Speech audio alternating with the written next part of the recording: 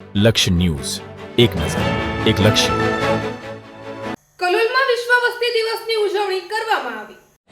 કલોલ તારીખ 10 જુલાઈ જનશિક્ષણ સંસ્થાન ગાંધીનગર તથા તાલુકા આરોગ્ય કચેરી કલોલના સંયુક્ત ઉપક્રમે વિશ્વ વસ્તી દિવસ નિમિત્તે કલોલ હેડ ઓફિસ ખાતે જાગૃતિ કાર્યક્રમનું આયોજન કરવામાં આવ્યું હતું. આ કાર્યક્રમનો મુખ્ય હેતુ વધતી વસ્તીના પડકારો અંગે લોકોને માહિતગાર કરવા તેમજ કુટુંબ કલ્યાણ અને આરોગ્ય સંબંધિત સરકારી યોજનાઓ વિશે જાગૃતિ લાવવાનો હતો. આ કાર્યક્રમમાં taluka health officer doctor Rajnikant Patel, taluka health supervisor Vasudevbhai Gajjar તથા તાલુકા આરોગ્ય કચેરીનો સ્ટાફ ઉપસ્થિત રહ્યો હતો. જનશિક્ષણ સંસ્થાન તરફથી સંસ્થાના નિયામક દીનાબેન ચોકસી, પ્રોગ્રામ ઓફિસર દરજી શિલ્પાબેન, સ્ટાફ ઇન્સ્ટ્રક્ટરો તેમજ મોટી સંખ્યામાં લાભાર્થી બહેનો હાજર રહી હતી.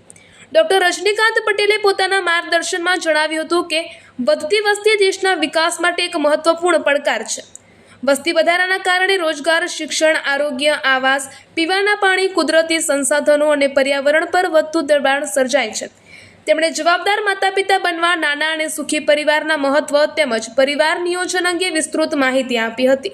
તાલુકા હેલ્થ સુપરવાઇઝર વસુદેવભાઈ ગજ્જરે કુટુંબ કલ્યાણની વિવિધ પદ્ધતિઓ, માતા બાળ આરોગ્ય સેવાઓ, સરકારી આરોગ્ય યોજનાઓ તેમજ ગર્ભાવસ્થા અને પ્રસૂતિ પૂર્વે તથા બાદની આરોગ્ય સેવાઓ વિશે માહિતી આપી હતી. તેમણે સ્વસ્થ પરિવાર, સમૃદ્ધ સમાજના સંદેશ સાથે આરોગ્ય વિભાગની સેવાઓનો વધુમાં વધુ લાભ લેવા અપીલ કરી હતી. આ કાર્યક્રમ દરમિયાન બેટી બચાવો બેટી પઢાઓ અભિયાન અંગે પણ વિસ્તૃત માર્ગદર્શન આપવામાં આવ્યું હતું. દીકરીઓના શિક્ષણ, સશક્તિકરણ અને સમાજમાં સમાન અધિકાર અંગે હાજર બહેનોને પ્રેરણાદાયી માહિતી આપવામાં આવી હતી. આ સમગ્ર કાર્યક્રમનું સફળ સંચાલન સંસ્થાના નિયામક દીનાબેન ચોકસીના માર્ગદર્શન હેઠળ પ્રોગ્રામ ઓફિસર દરજી શિલ્પાબેન દ્વારા કરવામાં આવ્યું હતું. આ કાર્યક્રમના અંતે ઉપસ્થિતોએ વિશ્વ વસ્તી દિવસના સંદેશને સમાજના દરેક વર્ગ સુધી પહોંચાડવાનો સંકલ્પ વ્યક્ત કર્યો હતો. રિપોર્ટર સંજય નાયક.